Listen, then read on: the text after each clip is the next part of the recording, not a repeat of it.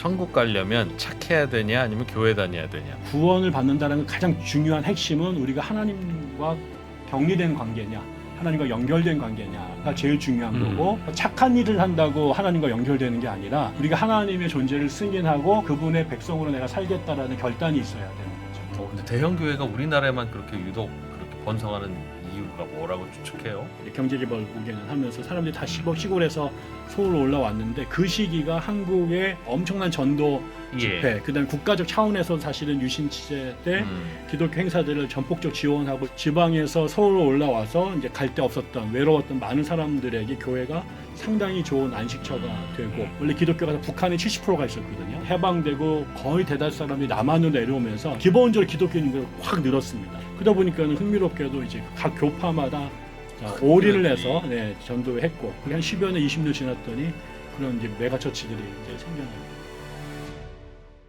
3프로TV 최고 인기 기획 더 릴리전 종교 이야기 여러분과 나누고 있습니다. 야, 종교 이야기가 네. 이렇게 계급장 띄고 하니까 되게 좋네. 이런 거 물어봐도 괜찮은 건가? 그런 거를 막 물어보니까 아주 좋네. 아, 좋습니다. 그러니까. 이번에 또 이제 기독교, 기독교 얘기. 그중에 이제 지난 시간에는 그 교회 얘기를 주로 좀 나누지 않았습니까? 복잡한 거 침례, 장로, 성결 뭐 이거 어떻게 다르냐 나눠봤는데 이번에는 그 교회에서 하는 여러 활동들이 있잖아요.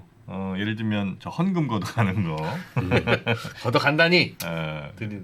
이렇게 우리가 바치는 걸 잘 받아주시는 거 등등 포함해서 조금 예민한 얘기도 한번 여쭤보고, 그다음에 초기 교회랑 지금 교회가 얼마나 좀 다른 건지 그런 것도 한번 좀 시간 가능하면 여쭤보도록 하겠습니다. 네. 오늘도 함께해 주실 기독연구원 느헤미야 배동만 교수님. 네, 어서 오십시오. 어서 오십시오. 네.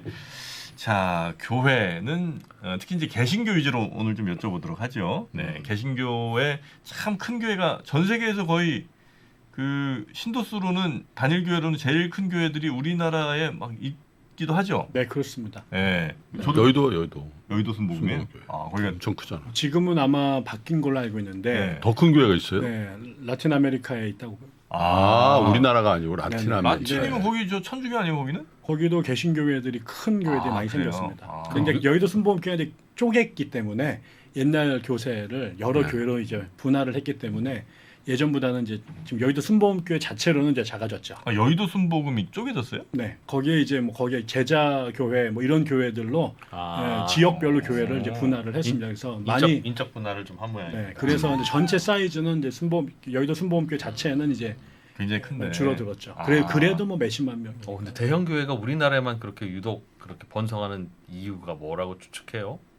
그건 정말 기이한 현상인데요. 물론 이제 미국에도 뭐 라틴 아메리카도 그다음에 아프리카에도 굉장히 큰 교회들이 있습니다. 메가 무슨 교회라고? 메가처치라고 네, 그러죠. 메가처치. 근데 우리나라가 한동안은 거의 각 교파별로 전 세계 제일 큰 교회들이 우리나라에 있었습니다. 그러니까 뭐 순복음 중에 제일 큰 교회, 장로교 중에 제일 큰 교회, 감리교 중에 제일 큰 교회. 왜 그럴까? 이런 연상이 있었는데, 그거는 뭐 정말 이해하기는 좀 쉽지 않습니다. 그렇긴 하지만 그 우리가 도시화가 60년대부터 되던 그 시기가 한국의 이제 산업화 시기였잖아요. 이제 경제개발 5개년 하면서 사람들이 다 시골에서 서울로 올라왔는데 그 시기가 한국에서 뭐 빌리그람 목사도 오고 뭐 이러면서 엄청난 전도 집회, 그다음에 국가적 차원에서 사실은 유신 취재 때 그런 그 좀 기독교 행사들을 전폭적 지원하고 이러면서 유신 때 그런 걸 한 이유는 뭐예요?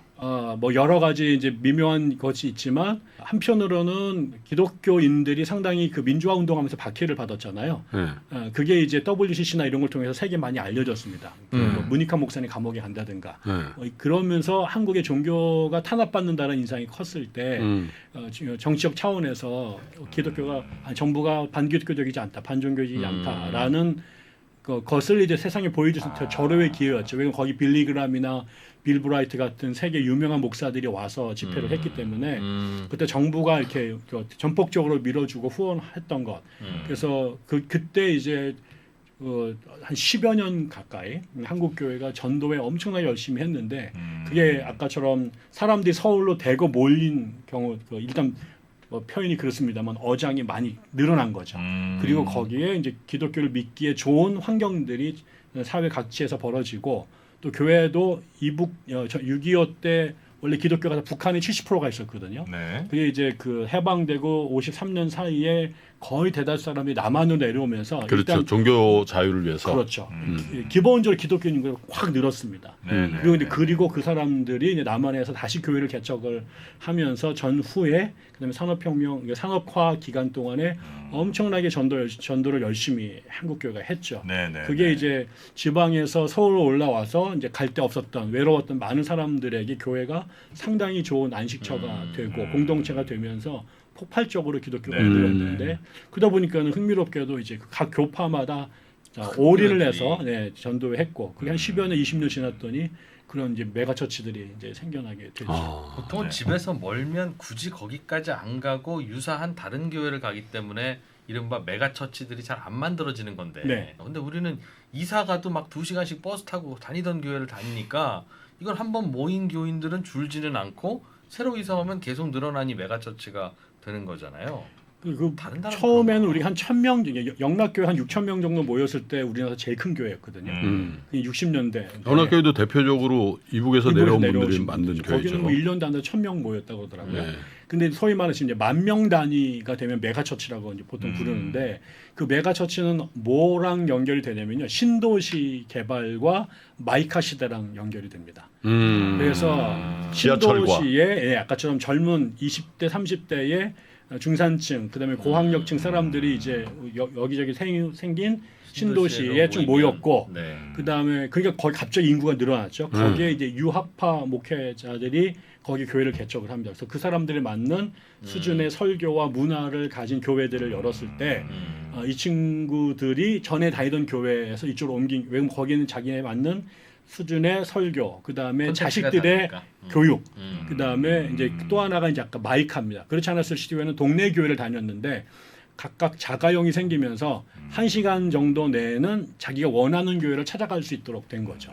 이러면서 전에는 교회가 다 로컬 청치, 동네 교회였는데 지금은 1시간 거리 번방에 있는 사람들이 다 한쪽 교회로 이렇게 오게 되니까 네. 약간 구빈익빈이 되는 거네요. 확 일어나게 그때부터 이제 장로님이 되려면 주차 봉사를 해야 되는 그런 일이 그런 상황이 실제로 벌어진 게 예전에 예전에 필수 코스예요. MB도 하셨잖아요. 그렇죠. 주차 봉사.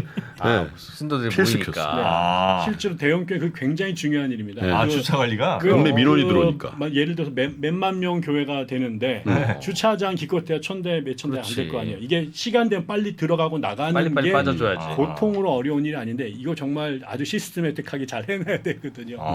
그렇죠. 그렇죠. 예배드리고 주차장에 서로 그러니까. 싸우는 경우도 많이 네. 생기고. 예. 주민들이 또 민원 넣고. 그럼 새벽 예배 오시면 빨리 빠져나가야지 계속 거기다 두거나 하루 종일 예배 보거나 이러면 안 되네. 그래서 안 되죠. 그러니까 예배 시간도 마치 나눠서. 방송처럼 아. 시간을 칼같이 지켜서 나눠서. 예배를 진행하는 것들도 되게 중요해요. 스크린에 가끔 나오잖아. 서울가 그래서 뭐.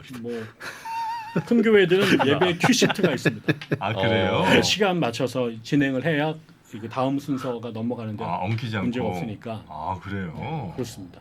저희도 그렇게 큐시트 없이 하는데 교회 설교하실 때도 오히려 큐시트가 있으시고. 그런 거 우리는 많습니다. 뭐 교회로 대부분 치면은 거의 무교파 교회라고 해야지. 우리는 개척 형식도 없고 아무것도 개척 교회. 아니 근데 교회가 어쨌든 커지려면 당연히 돈 문제를 우리가 얘기 안 할 수가 없잖아요. 뭐 요즘은 좀 뭐 이렇게 큰 뉴스가 안 나오긴 합니다만 한창 후에 뭐 정말 종류별로 너무나 다양한 뭐 헌금을 걷는다든가 아니면 11조 이거 11조가 어떻게 해서 11조를 걷는 거냐. 일단 헌금은 원래 그 예수님이 말씀하신 거예요? 이만큼 내라고? 원래 그 11조라는 말은 네. 성경에서 이제 이스라엘 사람들이 이집트에서 살다가 탈출을 해서 이제 네. 가나안으로 가죠. 네. 그래서 땅을 분배를 합니다. 근데 이제 이스라엘 보통 이제 그 부족이 12부족인데 12지파. 그 중에 이제 한 부족, 레위 부족에 땅을 안 줍니다. 이 부족에게는 성전을 이제 지키고 관리하는 일들, 이게 성직자들을. 종교인이죠. 농사 짓지 않아도 네네. 된다. 그래서 나머지 11개의 부족이 10분의 1, 모아서. 자기네 그 수익의 10분의 1을 내서 그 레위족을 살게 해준 겁니다. 그 여기가 더 좋네요. 그 11개를 가네. 아 그렇죠. 성직자니까 품위 유지하라고. 대신, 뭐 그렇죠. 그리고 농사를 짓지 못하니까 아니 그분들은 안 내지. 냅니다. 그들은 안 내고 농사를 안 지니까 수익이 없죠. 네. 그리고 이제 그걸로 자신들도 살고 성전도 관리 네. 운영하는 쪽으로 그리고 물론 또 이제 가난한 사람들 사회적 약자를 돕는 뭐 그런 데 쓰는 거죠. 그래서 이제 그게 이제 11조의 원인이었습니다. 그래서 그게 이제 오랫동안 유대인들에게는 전통. 이제 전통이 된 거고 그런데 이제 이게 초대교로 가면 이게 상황이 달라지는 거죠. 기독교에서 이제 기독교는 성전 중심이 아니라 네. 이방인들에게 이제 그 다시 말해 비유대인들이 신자가 된 거고 비유대인들은 성전에 못 들어갑니다. 거기 유대인들만 들어가는 거고 예. 그리고 이제 그게 이제 소아시아나 이제 지중해로 가면서 이제 그때 이제 교회가 생기는 겁니다. 근데 그때 교회는 가정에서 모였거든요. 그리고 이제 성직자들이 돈을 받지를 않았어요. 초창기에는 바울 같은 경우도 자비량으로 했기 때문에 네. 그래서 그 예전처럼 레위인들을 위해서 드렸던 그런 개념의 11조는 의미가 없어지게 된 거죠. 대신 이 교회가 조금씩 발전하면서 그 당시에 로마 사회가 못하던 일들을 하는 일종의 사회적 구호 기능을 교회가 해요. 그래서 예를 들면 나그네들이 오면은 잠을 재워준다든가 병자들에게 치료를 해준다든가 혹은 가난한 사람들에게 밥을 뭐 아니면 치료를 하거나 아니면 이제 죽은 사람들 장례를 치러준 구제죠, 구제. 이런 것을 위해서 헌금을 걷었어요. 그때 네, 아니면 매주 예배 드릴 때 헌금을 걷는데 용처가. 그게 아까처럼 성직자들 뭐 월급을 주거나 교회 관리를 위한 거라기보다는 그런 쪽에 더 포커스가 맞춰져 있었던 거죠. 그러다 나중에 이제 313년이 되면 기독교가 이제 콘스탄티누스 황제가 기독교를 공인하게 되고 380년이 넘어가면 이제 국가 종교가 됩니다. 그때부터 이제 교회가 국가로부터 이제 그 서포트를 받게 되거든요. 성직자들도 월급 받고 교회를 세우는 것도 나라가 주는 돈으로 하는데 그런 비용을 필요해지잖아요. 그러니까 나중에 그래서 교회가 세금 형식으로 11조를 걷기 시작합니다. 성도들한테. 그러니까 교회를 운영하기. 다시 옛날식으로 돌아간 거죠. 나라에서부터는 지원 안 받고. 그러니까 나중에는 교회 그렇게 뭐 처음엔 나라가 했다가 나중에는 교회가 그런 일들을 하게 되고 교회가 국가 기능도 대신하면서 또 그다음에 영주들이 또 돈을 내기도 했는데 전체적으로 이제 교회가 그런 돈을 걷기 시작을 합니다. 근데 그때 그 헌금을 11조라는 이름으로 일대 종교세처럼 걷기 시작을 한 게 된 거죠. 예전에 오랜 전통이 있었으니까 명분도 네, 있고 그런 하니. 식으로. 그런데 이제 아까처럼 그 다음에 미국으로 넘어오게 되면 이제 미국이 건국되면서 종교의 자유를 허락을 하고 종교 분리. 정교 분리가 되잖아요. 네. 그런데 이게 국가가 관리할 수 없게 되는 거예요. 그러니까 각 교회가 각자 도생을 해야 되는 상태가 된 거잖아요. 그러니까 이제 교회가 헌금이 있어야 목회자 월급도 주고 교회 건물도 세울 텐데 그러면서 다양한 헌금들을 개발하기 시작을 합니다. 그래서 한때는 미국에서 대형 교회가 부흥하면서 큰 교회를 지니까 교회 운영이 어려워졌을 때 뭘 했냐면 회중석 대여 제도라는 거래요. 다시 말하면 교회 좌석을 마치 우리 공연석 팔듯이 앞에는 좋은 거, 알석, 뒤에는 싼 거 S석. 해가지고 그거를 대여하거나 판매를 했어요. 그 돈으로 교회를 운영한 거예요. 입장료가 있구나. 네. 근데 그거를 또 나중에 이건 교회 위화감을 조성하고 반성경적이다 그래서 그렇지. 이게 이제 그거를 또 폐지하는 운동들이 벌어지게 되고 그런까지 했구나. 네. 근데 그러다 보니까 결국 이제 교회 운영에 제일 중요한 이 자금이 결국 성경에서 11조라고 하는 것이 오랫동안 했었던 거니까 그걸 다시 강조하기 시작을 한 겁니다. 근데 우리나라는 특별히 그 11조를 초창기부터 강조하는 전통이 있었고 그래서 11조 헌금이 각 교회에 중심된 재정이 재정의 소원이 된 된 거죠. 물론 이제 신학적으로는 그게 아까 좀 뭐 성경의 근거도 있는 거고 한편으로는 우리의 삶을 하나님 앞에 드린다라고 말할 때 봉헌한다고 할 때 시간을 드리기도 하고 재능도 드리는데 또 우리가 그 물질을 드리는다는 의미도 있어서 한국에서는 이제 헌금 특히 이제 11조 헌금을 드리는 걸 되게 중요하고 소중하게 생각해 왔죠. 네. 그러다 보니까 이게 극단적으로 가니까 아까처럼 뭐 언제 걸로 계산을 해야 되느냐, 얼마 드려야 되느냐, 뭐 이런 문제가 생기게 된 거죠. 근데 최초의 컨셉은 10명이 모여서 한 명의 성직자의 월급을 감당하는 그런 느낌이었으니까 매출의 10%를 매는 게 컨셉으로는 맞았네요. 그렇죠. 요즘에는 자직 그런 게 없네요. 옛날에 이렇게 다 돌렸어요. 이렇게 예배 시간에. 주머니. 아 그렇죠. 예. 요즘엔 그런 교회가 많지 않거든. 예배 들어갈 때 그냥 보라색 이렇게 동그란 자주색. 네. 자주색. 버건디라고 하지. 버건디. 근데 해가지고 그걸 또 목사님이 봉투별로 이렇게 구분해가지고 불러줘요. 누구 얼마 하셨습니다. 그러면 저 정영진 장로님 11조 하셨습니다. 아 그래요. 금액을 불러주는 경우까지도 있었고 감사헌금 하셨습니다. 또 결혼 뭐 하셨습니다. 헌금 종류가 그 중에 더 중요한 게 있었지. 예. 건축 헌금 하셨습니다. 건축 이게 제일 헌금. 큰 거야. 구찌로는. 지금 뭐 지금 찾아보니까 한 85가지 정도가 된다고. 와. 예. 그래서 뭔 헌금이 이렇게 많냐. 그래서 헌금 종류는 그냥 교회 목적에 맞게 그냥 이거 합시다 하면 이제 하는 거죠. 뭐 그건 자율적으로 그죠. 뭐 정해진 법은 없었습니다. 그렇죠. 기본이 이제 11조고. 네, 그거 그다음에 외에는 주일 헌금, 주일 주일날 드리는 헌금. 그러니까 기본이 이제 주정 헌금이라고. 주일날 예배 때 와서 아. 드린 헌금이 이제 주일 헌금이었고, 네네네. 그다음에 11조 헌금이 있었고, 그다음에 절기별로나 뭐 크리스마스나 아니면 뭐 맥주절이나 뭐 추수감사절이나 그럴 절기 때 드리는 혹은 개인적으로 뭐 귀한 일 생겼을 때 감사해 드리는 그걸 또 통칭해서 이제 감사 헌금. 뭐 요 정도가 기본이었는데 그 이후에 교회 이제 활동들이 되게 다양해지고 사역이 이제 많아지면서 네. 뭐 선교헌금도 드리고 구제헌금도 드리면서 이제 종류가 많아지기 시작하게 된 네. 거죠. 요 헌금 관리는 저 목사님과 별도의 어떤 뭐 회계팀이 있는 건가요? 아니면 CFO가 있어요? 아니면 이제 CFO 가? 거기도 이제 교회마다 상황이 좀 다른데요. 네. 교회가 이제 교회가 작은 경우는 목회자가 할 경우도 많고요. 그러나 대체적으로 그 규모가 있는 교회들은 교회 안에 재정부라고 하는 일종의 회계팀이 따로 있죠. 그거를 네. 이제 풀타임 직원이 하는 경우도 있고 아니면 교회에 이제 장로나 자원봉사. 뭐 집사들 중에 이제 신뢰할 만한 사람들이 주로 은행원들 출신 그 뭐 그런 거에 장로님들이 능하신 많이 분들, 하시죠. 예, 아, 회계를 그래요? 할 수 은행원 있는 출신. 분들, 뭐 부기를 할 수 있는 이런 분들이 조금 그쪽 그런 분들 선호해서 네. 또 그렇지만 이게 교회 재정을 다루는 거기 때문에 사실은 이게 사고가 나면 안 되고 또 뭐 누가 헌금 얼마 했다 막 떠들고 다녀도 안 되기 때문에 네. 뭐 인격이나 뭐 그 교회 관계나 이런 데서 책임감이나 신뢰 있는 사람들을 이제 선별해서 그런 일들을 맡겼죠. 지금 혹시 교회와 예전 초기 교회의 모습이 뭐 당연히 좀 다르겠죠. 근데 완전히 근본적으로 좀 달라졌어요? 많이 달라졌죠. 많이 달라졌죠. 걔는 초대 뭐 몇 가지만 말씀을 드리면 예. 초대교회는 말씀드린 것처럼 교회가 집에서 모였습니다. 성도들의 가정에서 그러니까 건물을 따로 짓지를 않았어요. 그래서 이제 그 가정교회라고 불렀는데 네. 뭐 그런 거. 그 다음에 성직자와 평신도의 계급 구분도 없었습니다. 초창기에 다 그냥 형제 자매. 물론 사도들이라고 예수님의 제자들 같은 네네네. 분들은 특별했지만 대체적으로 지금처럼 성직자와 평신도의 계급 구분 같은 것도 없었고 예배 드리는 것도 지금 좀 복잡하지 않고요. 예, 그래서 이제 간단하게 모여서 밥 먹고 뭐 삶 나누고 성경의 가르침 같은 것들 같이 나누고 뭐 이런 정도인데 그러면 훨씬 더 좀 이렇게 단촐했다고 볼 수 있죠.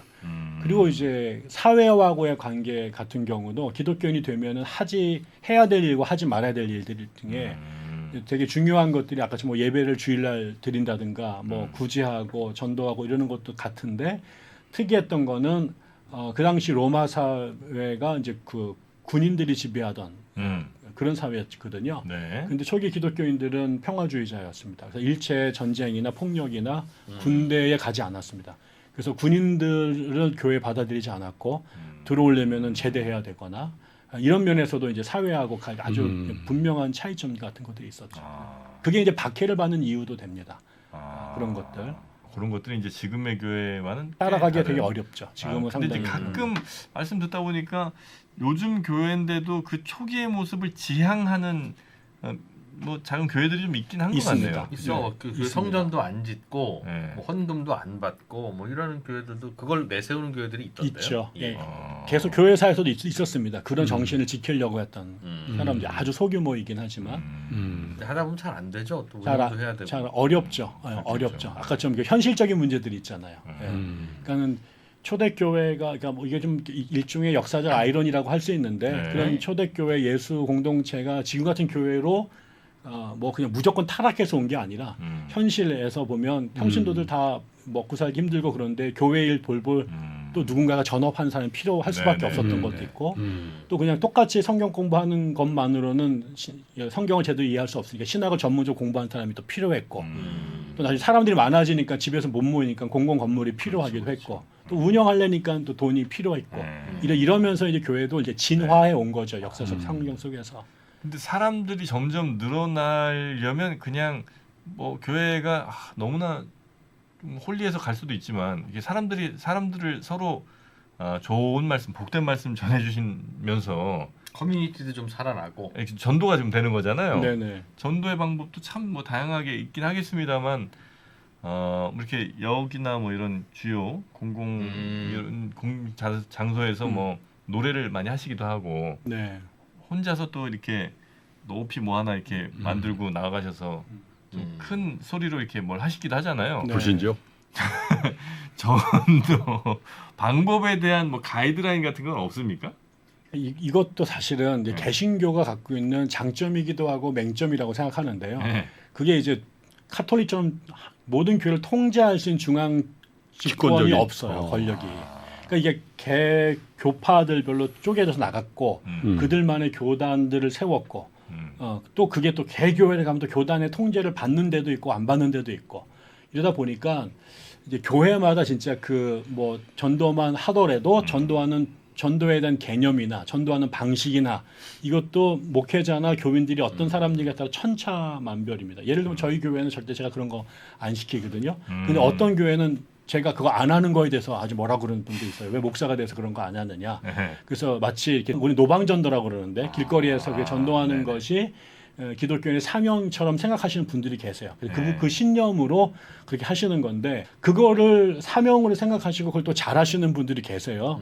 근데 이제 지금에 와서는 전체적으로 그게 플러스보다 마이너스가 더 많다라는 게 이제 조사로 드러난 거죠. 그리고 지금은 그렇게 길거리에서 좀 약간 어쩌면은 이렇게 사람들을 방해하기도 하고 때로는 그게 폭력처럼 느껴질 때도 있고 무례하게 느껴질 수 있어서 지금 이제 교회는 대체적으로 선교를 또 전도를 해야 되지만 결국은 그 좋은 인간관계에서 신뢰할 수 있는 사람들에게 삶으로 또 대화로 설득으로 가야 되고 무엇보다 이제 사회의 공적인 그 책임 같은 것도 교회가 잘 지면서 사람들의 대중적인 호응이나 맞아. 지지를 얻어야 교회가 오지.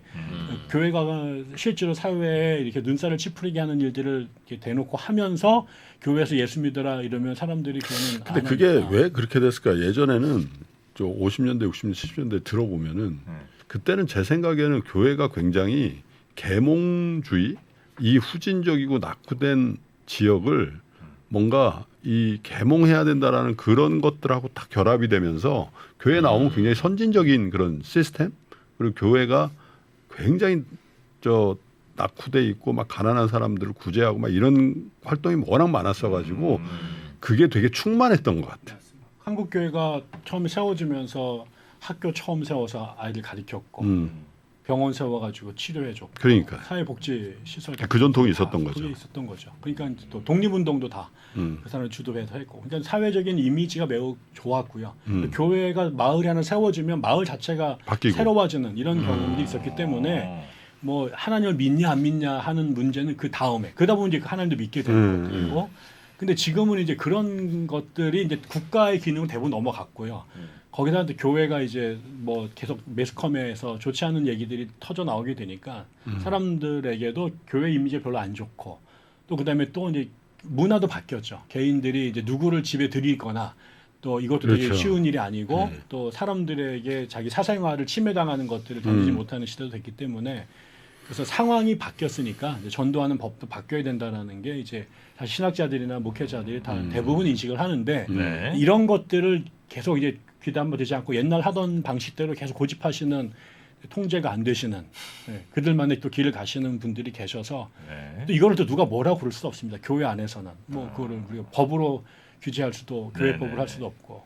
그래서 그렇게 목 놓아 외치시는데 아유 참 고생 많으시다 이런 생각을 하기는 했는데 여튼 뭐 전도에 대해서는 그냥 그 각 교회들이 알아서 할 일이고 그 시대에 맞게 상식적인 선에서 하면 되는 것인데 뭐 그런 남이 뭐 하는 거에 대해서 뭐라고 하기는 조금 어렵다. 네. 보통은 목사님이 하십시오라고 하면 하고 하지 마십시오라고 하면 안 하고 그렇습니까? 뭐 그런 경우도 있고요. 또 뭐 목사의 말이 별로 이렇게 힘이 없게 들려지는 경우도 있고 또 아까처럼 많은 경우는 또 그렇게 개인적인 확신에 의해서 하시는 분들이 그렇죠. 강하기 때문에 뭔가 체험을 하신 거지, 그분도. 네네 하지 말라고 그러면은 하지 말라는 사람이 믿음 없는 사람이 되는 경우도 있기 때문에 그런 경우에 참 뭐라고 이렇게 네, 일반 네, 상식에서는 이렇게 바람직하게 권면하고 싶진 않지만 그러니까 전도하고 선교는 뭐 무슨 어감이 다른 거예요? 똑같은 거예요. 그러니까 사실은 뭐 본질은 같은데요. 이제 네. 그냥 쉽게 말하면 이제 규모와 정도의 차이죠. 전도는 로컬. 개인적 차원에서 네.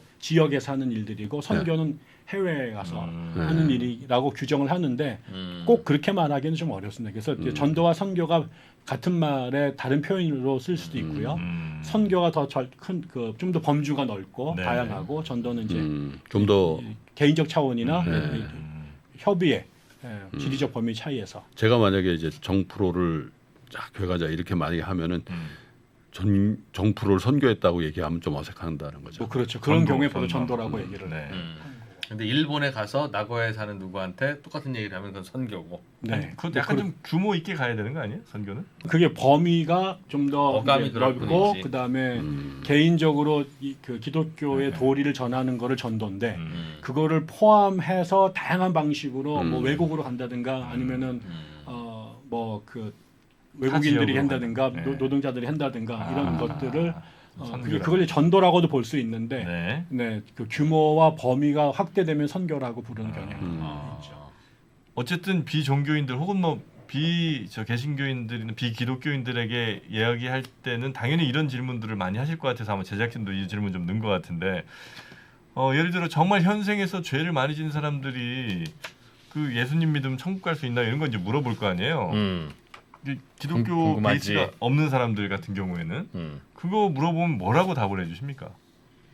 천국 가려면 착해야 되냐 아니면 교회 다녀야 되냐. 그러니까 이게 이제 그건 사실은 이제 여러 가지 우리가 좀 교정할 필요가 있는 부분인데 네. 일단은 기독교에서 말하는 구원이라고 하는 개념이 음. 좀 오용되어 있거나 오해된 부분이 있죠. 많은 구원. 사람들 죽어서 천당에 가는 거를 구원받았다라고 네. 말하는데 그거는 기독교가 말하는 구원의 아주 일부분입니다. 그러니까 엄격한 의미에서 기독교의 구원이라고 하는 것은 하나님과 인간의 관계가 단절됐던 것을 다시 본래의 관계로 회복시키는 것이 네. 구원입니다. 근데 그 구원을 이루는 것은 인간의 영혼만이 아니라 인간 전체, 그다음에 하나님이 창조하신 세상 전체가 본래 하나님 세상을 만들고 아주 좋아하셨던 그 모습대로 돌아가는 것이 구원입니다. 예, 그래서 그게 인간의 전체 중에서 영혼만이라든가 이 땅이 아니라 저쪽이라든가 근데 그것은 본래 성경이 말하는 구원과는 좀 차이가 있는 거죠. 그러기 때문에 구원을 받는다는 가장 중요한 핵심은 우리가 하나님과 격리된 관계냐, 하나님과 연결된 관계냐가 제일 중요한 거고 그런 면에서 착한 일을 한다고 하나님과 연결되는 게 아니라 우리가 하나님의 존재를 승인하고 그분의 백성으로 내가 살겠다라는 결단이 있어야 되는 거죠. 그러니까는 그거하고 착한 일하고는 사실은 이제 그 착한 일 그 뒤에 결과로 나올 수도 있는 문제인데 기독교에서 예수가 중요하고 교회가 중요하고 성경이 중요한 거는 우리가 하나님의 존재를 인정하고 그분의 가르침대로 우리가 살겠다라고 동의하고 그렇게 살아갈 거냐가 중요한 거기 때문에 네. 그 착한 일을 하느냐 안 하느냐는 이제 그 다음 문제가 되는 거죠. 먼저 당신이 신의 존재를 승인하실 거냐 그리고 그분의 가르침대로 순종하는 삶을 살 거냐 이걸 먼저 우리가 묻는 것이고 그 일을 하는 교회가 하는 그 매개체가 교회가 되고 성직자들이 그런 일들을 하는 네. 거죠. 그러면 그 세상을 만든 그 신의 입장에서 보면 그 신이 원하시는 건 이 네. 나의 피조물인 이 사람들이 나를 섬기는 걸 원하는 거예요? 아니면 내가 만들었는데 내가 바라는 대로 착하게 살기를 바라는 거예요? 그거가 같은 말이라고 보는 거죠. 근데 그러니까 교집합은 매우 적잖아요. 섬기되 안 착한 분들도 저가로도 많아요. 교회 열심히 다니는 안 좋은 분들. 또 반대로 교회는 태어나서 접하지도 못했고 그렇지만 또 착하게 잘 사는 분들이 있어서 내가 신이라면 어떤 게 더 좋을까? 착하다는 게 너무 인간적인 기준이라는 거예요. 하나님이 보실 때 착한 거랑 근데 우리가 느끼기에 착한 근데 거랑. 하나님도 이렇게 볼 때 착한 거야라고 하면서 10계명에 네. 이웃이랑 잘 지내라, 뭐 도둑질하지 마라 다 해줬잖아요. 네네. 그러니까 그거대로 잘 사는 분이 있는가 하면 그거는 안 지키면서 이제 열심히 이제 신으로 받아들이는 그런 분들도 있을 수 있죠. 인간이니까 그렇죠. 인간이니까 그럴 수 있죠. 그렇죠. 그럴 경우에 궁극적으로 그 신이 원하는 세상이라고 하는 게 그래도 착하게 잘 사는 게 내 눈에 보기 좋지. 그 어쩌다 보면 나를 섬기는 사람도 있고 안 섬기는 사람도 있는 거지라는 시각이라면 이런 착한 분들 구원할 것 같고 아니지 내가 만들었으니까 내가 누군지 알지? 자, 차렷 열중셔. 오케이. 너 내 아들. 이런 경우도 있을 수 있는데 네. 어느 쪽이냐는 거죠. 그래서 이제 우리가 이제 그 얘기를 그다음에 성경이나 신학자들은 뭐라고 얘기하냐면 그 구원을 내가 받는 거냐, 내가 해서 구원을 쟁취하는 거냐, 아니면 신의 선물로 주어지는 거냐. 근데 기독교는 그걸 신의 선물로 주어진다고 생각하는 거죠. 신이 하나님의 선물로 인간에게 구원을 주신다. 그러니까 내가 돌을 닦아서 하나님의 트로피를 받는 게 아니라 네. 우리를 하나님이 사랑하셔서 우리에게 선물로 구원을 주신다. 다시 그 말하면 예정돼 모든 사람이 있다는 거예요? 그걸 은혜라고 말하는 거죠. 예정돼 있다. 그러니까 그거를 이제 설명하기 위해서 누구는 이제 예정돼 있다라고도 얘기를 하고 누구는 그렇지 않다라고도 얘기하고 그것도 이제 교회 안에서 입장이 다른 거죠. 그래서 기본적인 것은 기독교의 구원은 인간이 이루어서 돌을 닦아서 쟁취하기보다는 우리가 되게 유한하고 한계가 많은데 하나님이 우리에게 선물로 당신의 구원을 주시는 거다라고 생각을 하는 거고 그 길을 예수가 열어놨다. 그럼 우리의 노력에 대한 인과관계는 없어요? 그거에 대해서도 이제 물론 학자들마다 또 입장마다 또 다릅니다. 그러나 이제 그럼에도 불구하고 가장 근원적인 거는 원칙적으로는 그 구원의 해저머니가 인간이 아니라 신에게 있다라는 게 기독교 입장이고 그렇지. 그렇다고 그래서 우리가 그냥 막 살아도 되냐 그렇게 말하지 않는다라는 거죠. 그냥 카톨릭에서는 하나님의 은혜와 사람들의 노력 이게 같이 가야 된다라고 주장을 하고 개신교 입장에서는 먼저 하나님의 은혜가 있고 그 은혜를 받은 우리가 선을 행하면서 살게 된다. 라고 얘기를 하는 거죠. 선후관계가 좀 다르네. 조금 다르지만 뭐 결과적으로 보면 패키지 안에는 두 가지가 다 있는 거예요. 은혜를 저도 받았어요? 다 있죠. 저도 받은 거예요? 그 기독교에서는 하나님이 이 세상 모두 사랑해서 예수를 줬다 이렇게 말하기 때문에 네. 교회 안 다니고 잘 몰라도 그렇게 믿는 사람도 있고 네. 또 어떤 사람은 그렇지 않다. 그러니까 칼빈 같은 사람들은 구원받은 사람과 구원 안 받은 사람을 구분했다라고 예정돼 있다. 주장을 하는데 네. 더 많은 사람들은 그렇게 생각하지 않는다. 구원은 모든 사람에게 다 열려져 있는데 하나님이 다 주셨는데 사람들마다 가끔 띵깡 부리고 그래서 구원을 거절한 사람들이 있다라고 주장한 사람도 있고 이런 경우는 어때요? 예를 들면 전혀 이걸 몰라요. 저기 저 남태평양에 네. 피지. 피지만 해도 큰 데지. 아는 진짜 밖에 없어서 그랬는데 진짜 조그만 데가 있어. 네. 근데 거기는 진짜 태초부터 한 번도 하나님이 뭔지도 몰라. 이분들은 어떻게 되는 거예요, 그러면?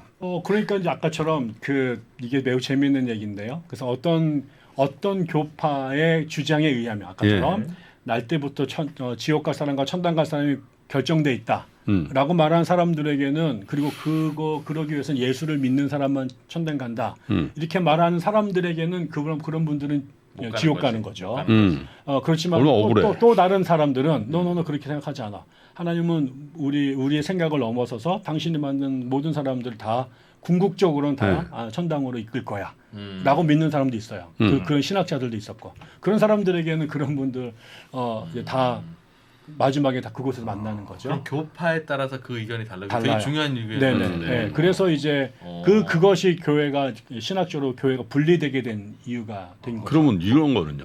서기 2500년 기원전 한 10년 전에 살다가 죽은 사람은 어떻게 돼? 왜 심각해? 얄미워. 진짜. 그래서 아까처럼 저는 이제 그래서 저는 그렇게 물어요. 당신은 어떤 기독교를 선택할 거냐? 이 수많은 다양한 기독교들 중에 네. 그래서 어떤 사람들에게는 구원을 소수에게 제약해버리고 그런 사람들의 종교도 있고 우리나라도 굉장히 그런 입장이 강하죠. 장로교에서 그런 주장을 하니까. 근데 또 다른 경우에 그 사람들은 그 구원의 가능성을 모두에게 열어놨고 그 구원의 결정이 신에게 있다라고 말하는 사람들. 설령 그래서 어떤 예전에 카톨릭 신학자 중에 칼 라우너라는 사람은 익명의 그리스도인이 있다. 자기가 누군지도 몰랐지만 자기가 기독교인인지 몰랐지만 기독교인인 사람들이 있다. 아까 말한 시간과 그렇죠. 시간이나 공간 면에서 기독교와 상관이 없이 살았더라도 그런 사람들도 이제 익명의 기독교인이다라고 주장하는 사람도 있어요. 근데 이렇더니 또 이제 불교 쪽에서 그럼 말도 안 된다. 그럼 너희들 익명의 불교인이라고 말하면은 기분 좋냐? 이렇게 말하기도 하는데 실제로 이제 보편 구원론이라고 그래서 모든 인류는 결국 하나님의 사랑에 의해서 다 구원받을 거다. 라고 주장하는 교파들도 있습니다. 아니 근데 그래서- 이거 매우 중요한 문제잖아요. 사실은 이 기독교의 사실은 핵심 아니에요. 거의 구원이라는 게. 그럼 적어도 이 구원에 관한 룰만큼은 성경에 있을 것 같은데 그 명확하게 설명이. 알려주셔야 사실 인간들이 뭐 어떻게 여기 하지? 열려 있습니다. 여기 찬스입니다. 여기. 아, 하느님께 하지. 뭐 이렇게 날 받아들이든 뭘 할 거 아니에요. 근데 이게 이렇게 교파들이 서로 해석을 달리할 정도로 아주 애매하게 써 있어요? 그렇죠. 네, 좀 여러 이야기들이 있습니다. 여러 가지로 해석을 할 수 있는 가능성이 있는 성경에 성경 안에 아. 그 바울이 했던 이야기나 예수의 이야기들 중에 이렇게 해석하면 이렇고 네, 그렇게 해석이 열려져 있는 그 명제들이 여기저기 있어서 어떤 부분을 강조하고 집중하느냐에 따라서 이렇게 구원에 대한 입장이 달라질 수 있는 그게 이제 교회가 여러 분야로 분열됐던 이유이기도 한 거죠. 침례, 장로, 루터, 성결, 순복음 뭐 이런 다양한 그런 것 것들 중에 말씀하신 교회 안 다니고 잘 몰라도 어떤 기준에 의해서 잘 살면 구원받을 수 있어요라고 말씀하시는 곳도 있어요. 이렇게 결국 어디가 그렇죠? 그게 유니버셜 처치라는 교회가 있어요. 미국에 보편 교회라고. 우리나라에는 하는데 없어요? 우리나라는 없어요. 우리나라에서는 이제 주류가 이제 아까 장로교회고 장로교회는 칼빈주의에 그 정해져 있다고. 정해져 있다고 예정했다고 주장을 하기 때문에 네. 이제 그런 보편 교회를 못 받아들이죠. 그런데 이제 모두가 구원받을 거다라고 확정은 안 하지만 모두가 구원받을 수 있는 가능성이 열려져 있다.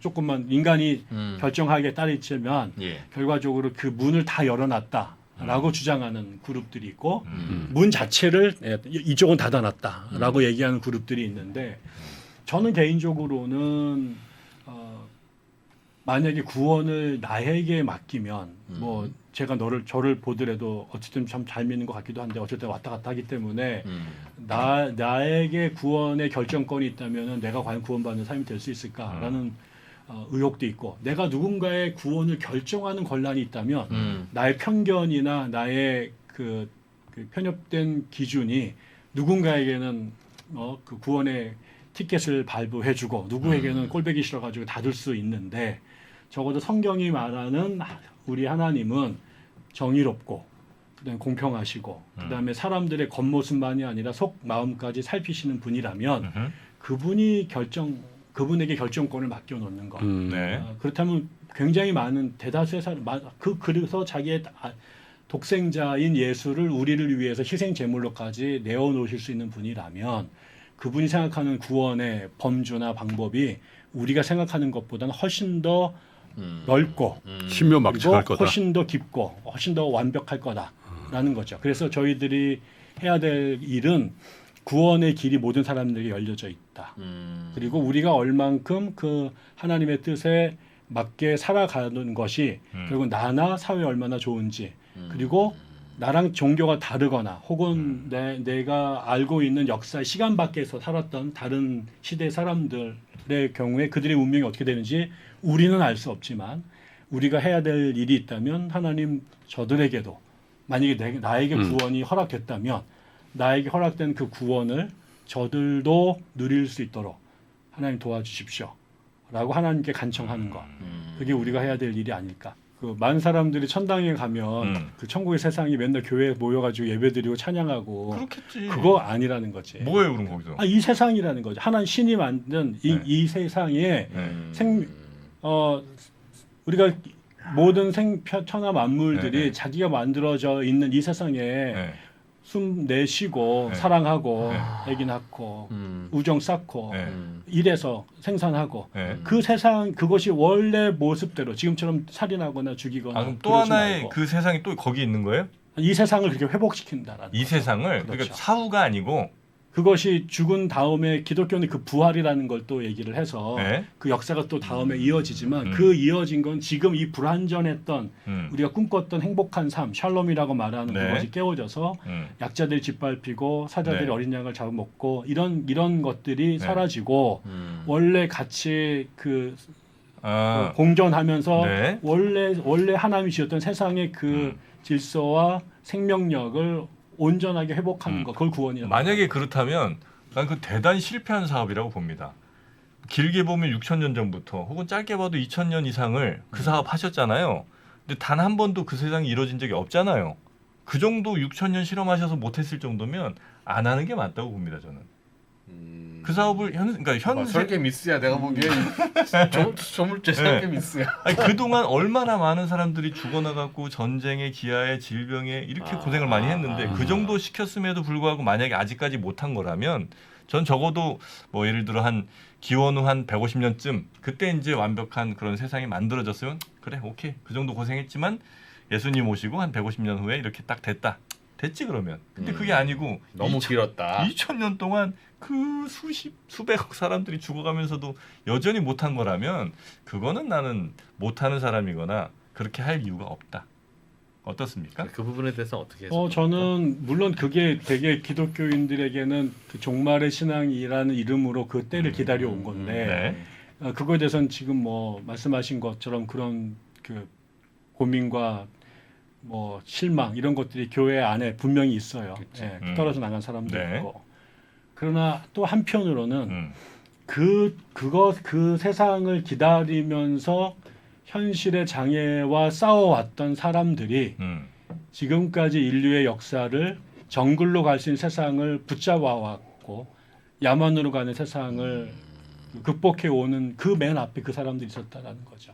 그렇게 평가할 수도 있겠다. 네, 그러니까 3.1운동 우리가 일제에게 침략을 당해서 나라가 망해서 모두가 이걸 팔자라고 받아들였을 때 해방될 그날을 기다리면서 만주에서 뛰었던 사람들을 정신 나간 사람이거나 실패한 사람이라고 말할 수는 없잖아요. 정프로의 질문은 어차피 오셔야 해결될 일이라면 빨리 오시지 뭐 하고 계시냐. 그게 이제 우리 모두의 궁금증이에요. 그래서 왜 안 오셔가지고 우리 이렇게 고생시키나 어떻게 뭐라고 하지만 100년 만에 오셨으면 벌써 이런 설계 미스가 다 됐을 텐데 그게 저도 이제 하나님 만나면 제일 물어보고 싶은 말인데 한편으로는 그 종말의 신앙을 하나님에 대한 꿈을 같이 꾸면서 이 세상을 살아왔던 사람들이 그리스도인이라고 보는 거죠. 저도 사실 그런 의미에서 그 부분에서요.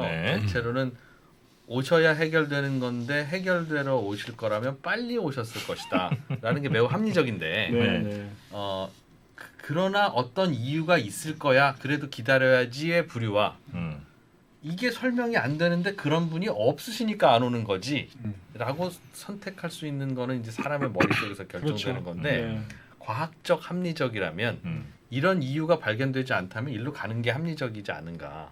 그러니까 늦는 이유가 설명이 되면 기다리는 게 맞지만 그런 게 아무리 봐도 없어 보이면 안 계시거나 내지는 계셨다가 어떻게 좀 되셨나 보다라고 판단하는 게 합리적인 사고의 흐름.